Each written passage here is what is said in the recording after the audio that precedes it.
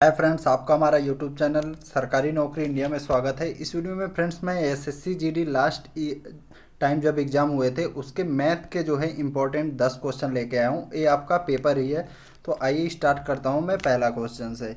एक कर है मोहित 10 मीटर प्रति सेकंड की गति से अपने दफ्तर जाता है तथा यक्स किलोमीटर प्रति घंटा की गति से अपने घर वापस आता है।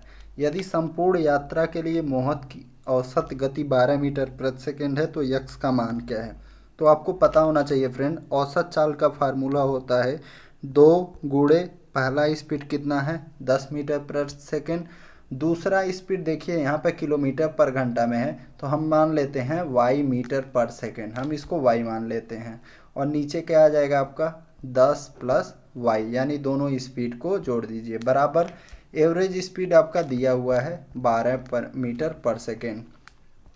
तो अब हम क्या करेंगे, इसको क्रॉस मल्टीप्लाई करेंगे, इसके नीचे एक है तो क्या हो जाएगा आपका 20y बराबर 12 का 10 में मल्टीप्लाई 120 प्लस 12y। 20y में से 12y माइनस करिए, क्या आ जाएगा आपका 8y। 8y बराबर क्या आया 120। 8 से 120 को काटिएगा, y का वैल्यू आ गया 15। अब हम इसको क्या करेंगे, किलोमीटर पर घंटा में बदलेंगे। मीटर पर सेकेंड आया कितना 15 मीटर पर सेकेंड, और किलोमीटर पर घंटा में बदलने के लिए 18/5 से मल्टीप्लाई करेंगे। 5 से 15 को काटेंगे 3 बार, 3 और का 18 में मल्टीप्लाई करेंगे, हमारा आंसर आ जाएगा 54 किलोमीटर पर आवर। पहला कर अध्यापक के वजन को शामिल करने पर 24 छात्र यानी 24 पहले थे, अब इसमें अध्यापक करेंगे तो कितने टोटल लोग हो जाएंगे 25। वजन औसत वजन 2 किग्रा बढ़ जाता है, यानी सभी का वेट 2-2 केजी बढ़ता है। तो 25 लोगों पे कुल प्रभाव कितना पड़ेगा, सभी पे 2 केजी पड़ रहा है तो टोटल प्रभाव पड़ेगा 50 केजी, यानी 50 केजी वेट बढ़ रहा है। कह रहे यदि 24 छात्रों के समूह का आरंभिक औसत वजन 30 किग्रा था तो अध्यापक का वजन, तो जितना वेट बढ़ा है और पहले जितना औसत था, औसत कितना था पहले 30, इन दोनों को ऐड कर दीजिए, आपका आंसर आ जाएगा 80। कह रहे यदि दो संख्याओं का महत्तम समापवर्तक 8 है तो निम्न में से कौन सा उसका लघुत्तम समापवर्त नहीं हो सकता है। यानी HCF 8 है तो LCM कौन सा नहीं हो सकता है। तो आपको एक चीज़ पता होना चाहिए फ्रेंड, LCM जो होता है लिस्ट कॉमन मल्टीपल हमेशा HCF से डिवाइड होता है। तो आप देखो कौन सा नंबर नहीं डिवाइड हो रहा है 68, तो यही आपका आंसर हो जाएगा।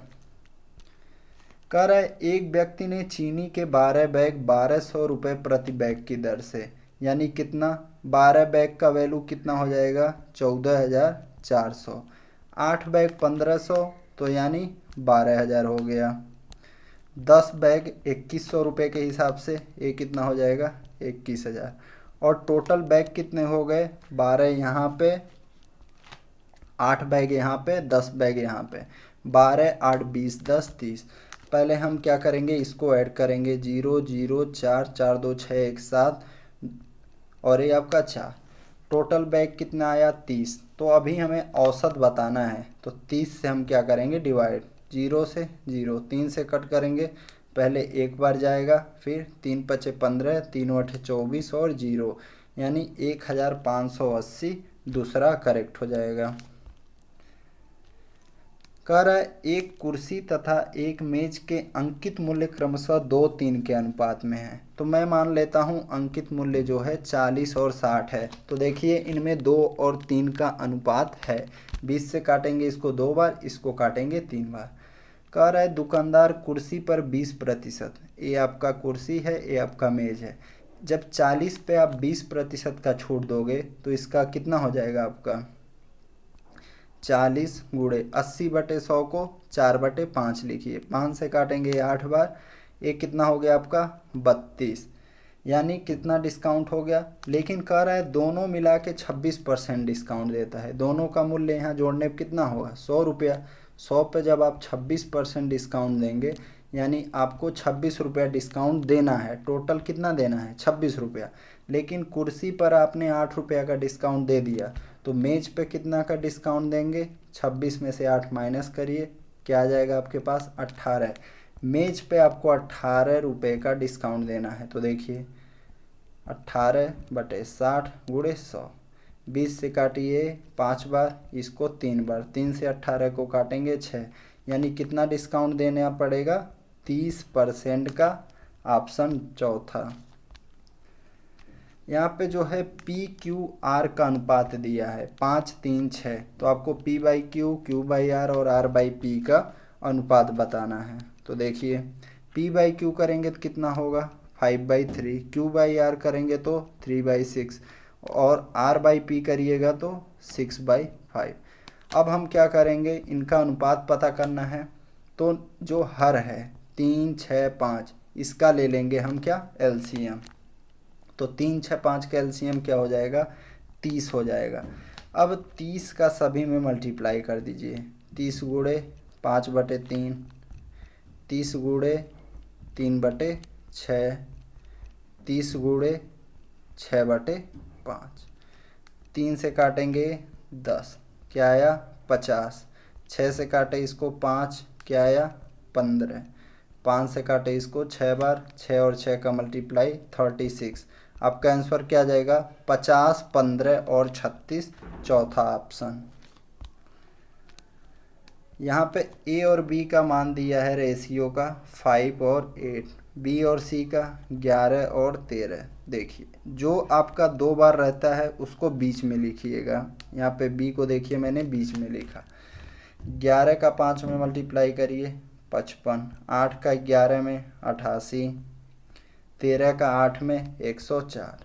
अब कह रहा है ए का वैल्यू 110 है, यानी 55 का वैल्यू अगर 110 है तो 104 का वैल्यू क्या होगा। तो 55 का 2 गुना हो रहा है तो 104 का 2 गुना कर दीजिए, आपका 208 आंसर हो जाएगा, ऑप्शन चौथा। कह रहा है एक कंपनी में इंजीनियरों की संख्या जो है प्रत्येक वर्षों में स्वयं की दोगुनी हो जाती है। कितना, प्रत्येक 2 वर्ष में स्वयं की दोगुनी हो जाती है। तो इंजीनियर की संख्या जो है कितने वर्षों में अपनी प्रारंभिक संख्या का 1024 गुना हो जाएगी। तो देखिए 2 वर्ष में 2 गुना, तो ये क्या करते हैं जितना गुना हो रहा है फिर उतना का मल्टीप्लाई करते हैं। 2 में 2 का मल्टीप्लाई किया 4 और समय को सेम जोड़ते हैं, ये 4 हो गया आपका। फिर 4 में 2 का मल्टीप्लाई करेंगे 8 और यहाँ पे समय जोड़ेंगे 6 वर्ष। फिर 8 में 2 का मल्टीप्लाई करेंगे यहाँ 16 और समय यहाँ 6 में 2 जोड़ेंगे। इसी प्रकार समय में फिर 10, फिर 12, फिर 14, फिर 16, फिर 18, फिर 20, फिर 22। ऐसे देखिए कहाँ पे 1024 आता है। 16 का 2 गुना 32, 32 का 2 गुना 64, 64 का 2 गुना 128, 128 का 2 गुना 256, 256 का 2 गुना 512, 512 का 2 गुना 1024, 1024 का 2 गुना 2048। ऐसे आप कर सकते हैं। तो आपसे पूछा किसका था 1024 गुना कब होगा, तो ये कब हो रहा है आपका 20 वर्ष में। तो आपका पहला क्वेश्चन सही हो जाएगा। कह रहे दिए गए बार चार्ट में 7 विभिन्न मिठाइयाँ S1, S2, S3, S4, S5, S6 तथा S7 में उपयोग हुई चीनी की मात्रा को मिठाई के कुल वजन के प्रतिशत के रूप में दर्शाया गया है। कह रहा है S5 यानी इसका और इसका संयुक्त वजन 300 के गिरा है, तो इसमें दोनों में कितना चीनी इस्तेमाल किया गया है। तो फ्रेंड्स बता दूं, इनका अगर अलग अलग वेट निश्चित किया रहता तब आप बता सकते थे कि कुल कितना चीनी यूज हुआ है। क्यों, क्योंकि इसका वेट 100 kg भी हो सकता है, इसका 200 हो सकता है, इसका भी 200 हो सकता है, इसका 100 हो सकता है। तो कोई अनुपात नहीं दिया है कि इनका वेट का रेशियो क्या है या, तो इस वजह से इसमें आपका आंसर क्या हो जाएगा कि निर्धारित नहीं किया जा सकता। और ये इस वीडियो का फ्रेंड्स लास्ट क्वेश्चन है। तो देखिए सबसे पहले हम आफ को करते हैं, यानी आफ को करेंगे तो ये कितना हो जाएगा 25/2 और भाग का निशान है तो गुणे को करेंगे तो 1/4 हो जाएगा। फिर इसको करेंगे तो क्या हो जाएगा -2/7 और यहाँ पे भाग का है तो गुणे का करेंगे तो 7 चला जाएगा ऊपर, 7 से 7 कट जाएगा, ये कितना आ जाएगा 25/8 - 2। 8 आपका एलसीएम होगा, 8 से 1 बार जाएगा 25, इसके नीचे 1 है, 8 बार जाएगा, 8 दूनी 16, 25 में 16 माइनस करिएगा, 9/8 आपका आंसर हो जाएगा। तो फ्रेंड्स, आपने हमारा चैनल अभी तक सब्सक्राइब नहीं किया है तो ज़रूर इसको शेयर भी करिए और सब्सक्राइब भी। आपको ऐसे ही हम एसएससी जीडी लास्ट ईयर का और आपके लिए मैथ और रीजनिंग के इम्पोर्टेंट वीडियो लाते रहेंगे, ताकि आप अधिक से अधिक मार्क आप एसएससी जीडी के पेपर में प्राप्त कर सकें। Thank you.